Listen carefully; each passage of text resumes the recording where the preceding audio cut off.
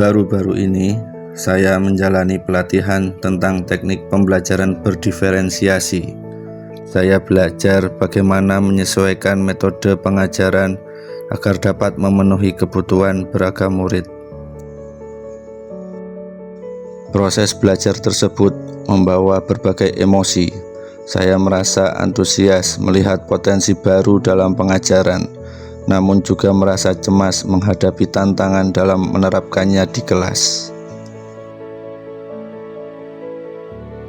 Keterlibatan saya dalam proses belajar menunjukkan kemajuan dalam memahami cara mengimplementasikan strategi yang lebih inklusif. Murid lebih aktif berpartisipasi dan merasa diperhatikan. Meskipun ada kemajuan, saya menyadari bahwa saya perlu lebih konsisten dalam menerapkan teknik-teknik tersebut, terutama dalam memberikan umpan balik yang konstruktif.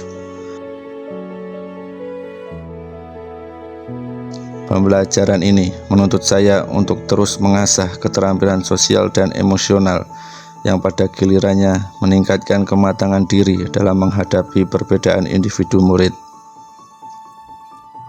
Bagaimana cara saya mengidentifikasi kebutuhan emosional murid yang beragam dan menyesuaikan pendekatan saya untuk mendukung mereka secara efektif?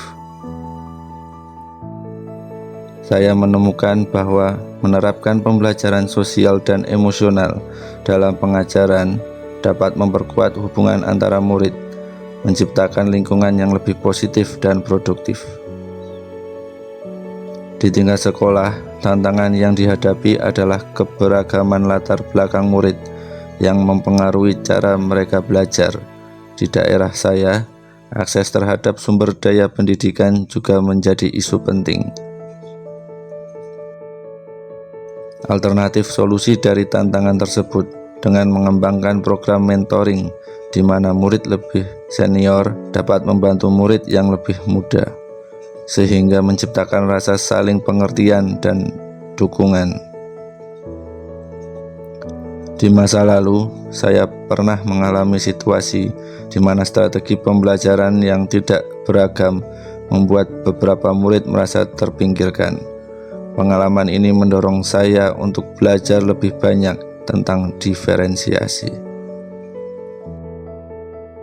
Saya berencana untuk lebih mengintegrasikan pembelajaran berdiferensiasi dan sosial emosional ke dalam kurikulum saya, sehingga setiap murid merasa dihargai dan terlibat. Salah satu praktik baik yang saya pelajari adalah penggunaan teknologi untuk menciptakan pembelajaran yang lebih interaktif dan personal. Saya juga mengikuti seminar yang menekankan pentingnya kolaborasi antara guru dan orang tua dalam mendukung perkembangan sosial dan emosional murid. Refleksi ini membantu saya memahami pentingnya peran sebagai coach yang tidak hanya mengajarkan materi, tetapi juga membangun lingkungan belajar yang inklusif dan responsif terhadap kebutuhan emosional murid. Dengan terus beradaptasi dan belajar, saya berharap dapat memberikan kontribusi positif bagi murid dan sekolah.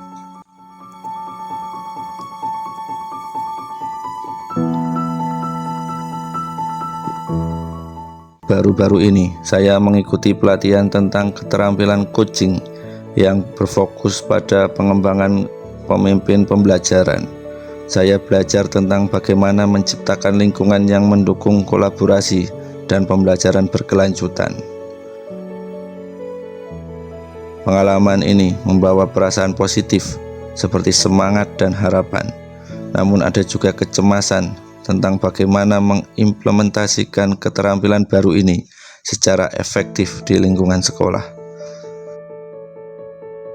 Saya merasa lebih percaya diri dalam memfasilitasi diskusi kelompok dan memberikan umpan balik yang konstruktif.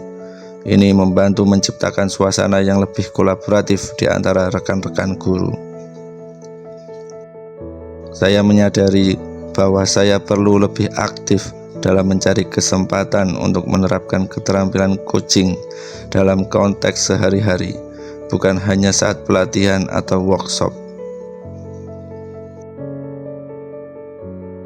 Keterampilan coaching memperkuat kemampuan saya dalam mendengarkan dan memahami perspektif orang lain. Yang penting dalam mengembangkan kematangan diri sebagai pemimpin pembelajaran.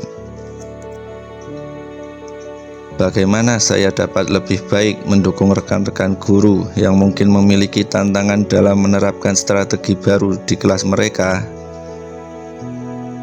Dari pelatihan ini, saya mendapatkan wawasan baru tentang pentingnya membangun kepercayaan dan hubungan yang kuat antara pemimpin dan anggota tim yang berdampak pada efektivitas pembelajaran.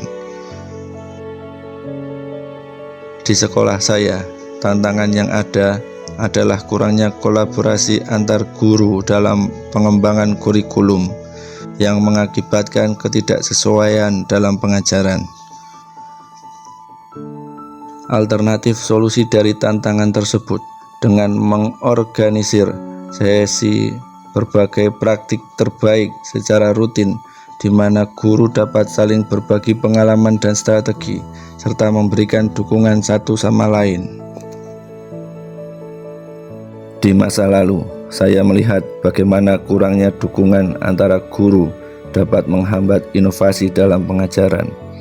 Pengalaman ini memotivasi saya untuk menjadi lebih proaktif dalam membangun jaringan dukungan.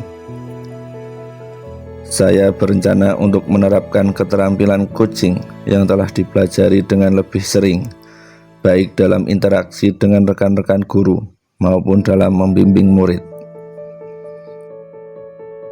Salah satu praktik baik yang saya pelajari adalah menggunakan pendekatan berbasis proyek, di mana guru dapat berkolaborasi dalam perencanaan dan pelaksanaan proyek pembelajaran.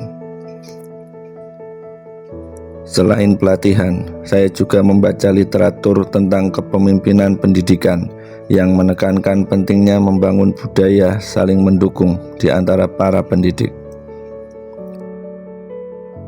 Refleksi ini menunjukkan bahwa keterampilan coaching tidak hanya meningkatkan kompetensi saya sebagai pemimpin pembelajaran, tetapi juga mendorong kolaborasi dan inovasi di lingkungan sekolah.